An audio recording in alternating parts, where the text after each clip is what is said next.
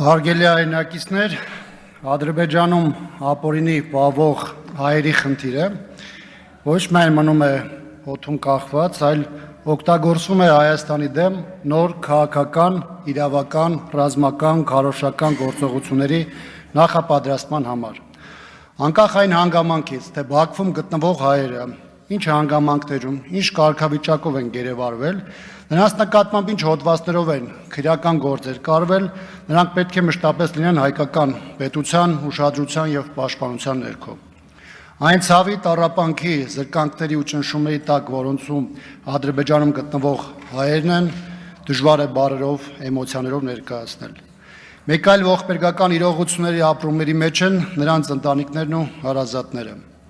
Առ այս պահը Ադրբեջանը հրաժարվում է ներկայացնել Ադրբեջանում գտնվող հայերի իրական թիվը եւ պաշտոնական հրապարակված տվյալները 23-ը շատ հեռու են իրականությունից։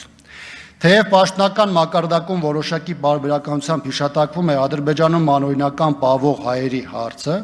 սակայն բավարար գործուն ջանքեր չեն գործադրում ոչ պաշտոնապես հաստատված 23 անձանց, ոչ էլ մեր այն հայրենակիցների մասով, որոնք ունեն անհետ կորացի կարգավիճակ, սակայն Ադրբեջանը նրանց Բաքվում գտնվելը չի հաստատում։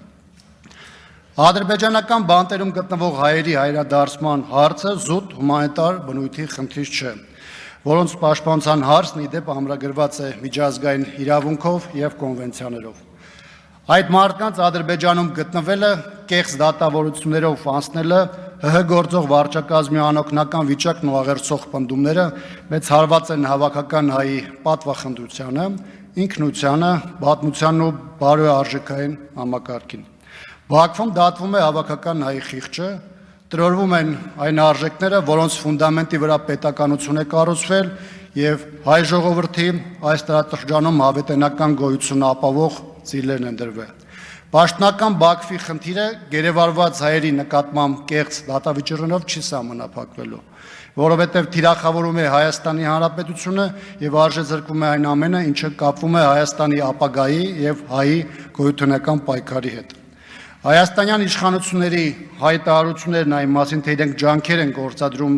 գերիների, ռազմագերիների անհետ կորածների ճակատագրի պարզման եւ նրանց հայրենիք վերադարձնելու նպատակով ունեն զրոյական նշանակություն, որովհետև այս ընթացքում որևէ ձևով չի կանխվում գերիների շարքման, թիրախավորման հանգամանքը